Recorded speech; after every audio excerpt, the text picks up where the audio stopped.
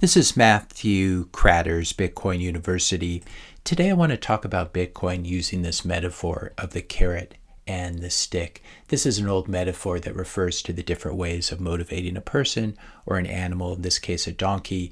You can hit them with the stick to make them go forward, or you can tempt them with the carrot. And I think Bitcoin functions in both of these ways. Important context, Bitcoin is a purely voluntary system. This is very important to remember. It's an opt-in system. You don't have to do Bitcoin if you don't want to do Bitcoin. It's an opt-in system, unlike fiat money, which is enforced at the barrel of the gun. Armed men will put you in a metal cage if you don't use their fiat money to pay their taxes, to pay your taxes, license fees, and other protection racket payments that are forced upon you by the government cartel, and then the government money cartel forces you to use their depreciated money to pay off these things. Unlike fiat, Bitcoin doesn't have a center or a leader or an army or a police force, so it uses other methods to propagate itself. It uses a form of a carrot and a form of a stick. So let's talk about Bitcoin, the carrot, first. If you adopt this special new money, you will find yourself pulling away from the pack over time and getting ahead. As a Bitcoiner, you'll be getting wealthier than your neighbors. You'll be thinking more clearly than your neighbors because now you have some financial breathing room that allows you to make good and low time preference decisions, which themselves will continue to advance your life even further, also giving you the time to focus on your family, children, and the things that really matter to you. And then when other people see you becoming happier, healthier, and wealthier, many of them will want some of that for themselves and thus be drawn to Bitcoin. So that's Bitcoin, the carrot. If you're enjoying this video so far, I'd just briefly ask you here to help to support the channel. Click the subscribe button, leave a like, comment, and share this video with a friend or family member. So that was Bitcoin, the carrot. Let's talk about Bitcoin, the stick. As more and more people opt out of the fiat system and opt into Bitcoin, fiat money becomes demonetized. The fiat exchange rate goes down in terms of the purchasing power of fiat versus the purchasing power of Bitcoin, which goes up. As more and more people opt out of the fiat system, fiat money is demonetized. The oxygen, the economic oxygen, gets sucked out of the fiat room by Bitcoin, depleting the power of fiat looters and parasites. I really like this tweet from Mark Andreessen. A16Z is a bit of a scammy VC shop in terms of their crypto financing, but I still think this was good. If you want to fix a broken system, you have to pull money out, not put more money in. And I think this really describes fiat versus Bitcoin. People pulling money out of fiat and putting it into Bitcoin. If you put more money in, as Mark Andreessen says here, the system interprets it as a reward and uses the money to become even more broken. We get this for businesses. In other words, we understand this investing in startups, but we forget it for nonprofits and governments. I think this is a great point, and it helps to highlight one way that Bitcoin functions as a stick by taking money away from the state and giving it to the sovereign individual. Bitcoin, the stick, defunds the state and all the leeches who use the power of the state to steal from productive people and take their wealth for themselves.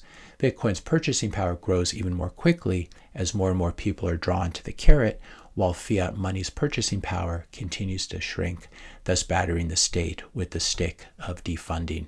The productive people join the Bitcoin army, which continues to strengthen and grow over time, thus leaving behind all the weak and lazy people who prefer the teat of the welfare state to the pure milk of self-sovereignty.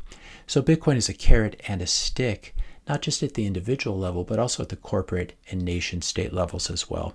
For example, MicroStrategy adopting Bitcoin enabled it to become the best performing stock in the S&P 500 over the past 4 years. MicroStrategy up over 1,000%, while the Magnificent 7 stocks up only 223% since August 10th, 2020, when MicroStrategy adopted its Bitcoin strategy, and this allowed MicroStrategy to even outperform stocks like Nvidia, depending what time period you measure it over. They've really been neck and neck over the past few months. So that's at the corporate level. Bitcoin functions as a stick and a carrot, rewarding companies like MicroStrategy that move their treasuries into Bitcoin. It also works at the nation-state level, where Bitcoin can function as a carrot and a stick too. Bitcoin rewards countries that protect individual rights and private property while defunding countries that don't. You have the sovereign individual thesis playing out in real time with nation states competing for the most productive citizens who are Bitcoiners. For example, El Salvador is attracting new capital. This tweet confirming that Bukele has transformed El Salvador from the world's most dangerous country to the safest.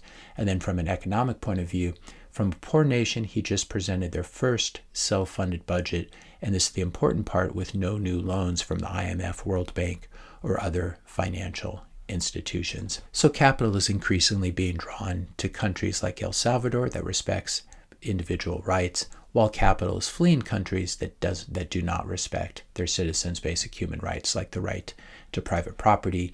You have this example of Norway, which passed a wealth tax that was expected to bring in an additional $146 million worth of yearly tax revenue. Instead, individuals worth $54 billion left the country rather than choosing to pay more taxes on money that they had already paid taxes on. They fled the country, leading to a loss of $594 million in yearly wealth tax revenue. So a net decrease of $448 million in tax revenue. At some point, Bitcoin may even defund the U.S. federal government. If the U.S. government continues to abuse us year after year after year, U.S. Bitcoiners will choose to relocate to jurisdictions that treat them with respect. The U.S. government can enforce the U.S. exit tax for thousands of people, maybe tens of thousands of people, but not for millions or tens of millions of people who are fleeing the country and taking all of their wealth with them in the form of 12 words stored in their heads.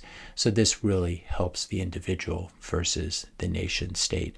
And politicians everywhere should be paying attention to what happened to Norway when it decided to try to steal from its most productive citizens.